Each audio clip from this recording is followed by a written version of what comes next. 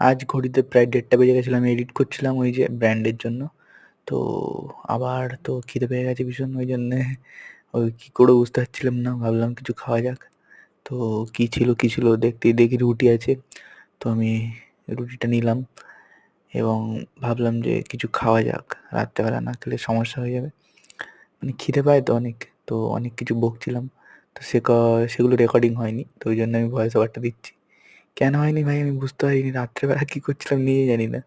তো রুটি নিয়ে এবং রুটি আর সসটাও শেষ হয়ে গেছিলো, তো সসটা কোনো রকমে বার করার চেষ্টা করছিলাম, তো দেখছিলাম ভালো বেশ খিদে পাচ্ছিলো, আর তার উপরে এসব ভাল লাগে না, তো সসটাও বের করার চেষ্টা করছিলাম।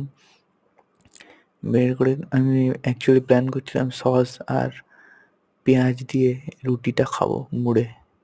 মানে ওই যে আমি দিয়ে দিচ্ছিলাম পেঁয়াজ, কুচো পেঁয়াজ দিয়ে দিচ্ছিলাম রুটিটার ওপরে, সস দিয়ে একটু গুলিয়ে ফোল্ড করে আর একটু রোল টাইপের করে এটা মানে খেতে পারলে আমার মানে রাত্রের যে খাওয়ার ক্রেভিংসটা থাকে না, ওইটা মিটে যাবে এবং মানে খিদে পেটটাও ভরে যাবে।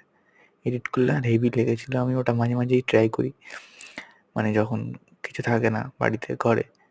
তো রাত্রেবেলা সব দিনই আমার খেতে পেয়ে যায় এডিট করতে করতে, প্রত্যেক দিন আমাকে কিছু না কিছু খেতে হয়।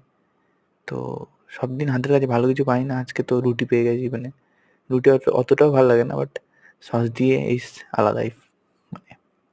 তো ওই জন্যে ভাবলাম একটু ভিডিওটা বানাই, তো খাচ্ছি।